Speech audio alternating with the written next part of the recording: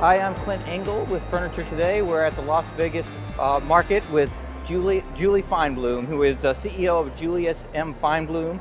They've been specializing in home furnishings real estate for 31 years? Over 31 years. Okay, and Julie, I wanted to talk to you a little bit about something we talked about previously, is the U.S. Tax Cuts and Jobs Act, and you had mentioned to me how you think there's going to be a big benefit for on the real estate side for home furnishing stores. So I just thought I'd let you talk about that. Yes, Clint. First of all, let me preface any advice, anything I say should be verified with your financial advisor and your accountant, because the new tax code is simple but complicated. All right, so he's not a tax advisor, but this is your opinion. This is our opinion and based on what we're seeing in demand. Okay, so tell me about that. Because of the new tax code allowing a retailer to open a new store and treat the expenses, whether it's be tenant improvement expenses or building expenses, they're allowed to amortize, which means front end the cost. Yeah, so explain the amortization. I open a store and it costs $500,000 to fix up the store and to do improvements in the store, with all of that type of paraphernalia that you need to retail.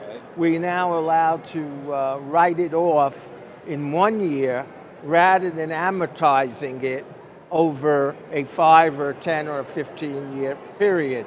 This is very beneficial for a retailer or a corporation, C or subchapter S corporation, that can utilize this against profits. So it will reduce profits, which means reduce the amount of taxes they have to pay. Okay. So it's very beneficial. Are you already seeing increased demand from retailers? And how much of that do you peg to the tax change? Let me clarify.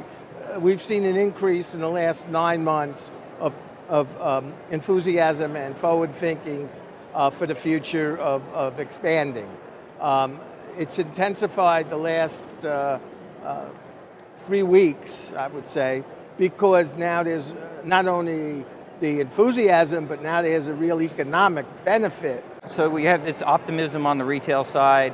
You also have the Amazon effect, the concern over e-commerce and possibly a shift away from brick and mortar. Are you seeing, is that going to play into what you see going on in real estate? Is it going to affect the increased demand that you're seeing now? I think it affects it to the kind of percentage we've been seeing, but it's interesting that several of your major furniture retailers have opened up 120,000 foot stores, as evidenced in your paper.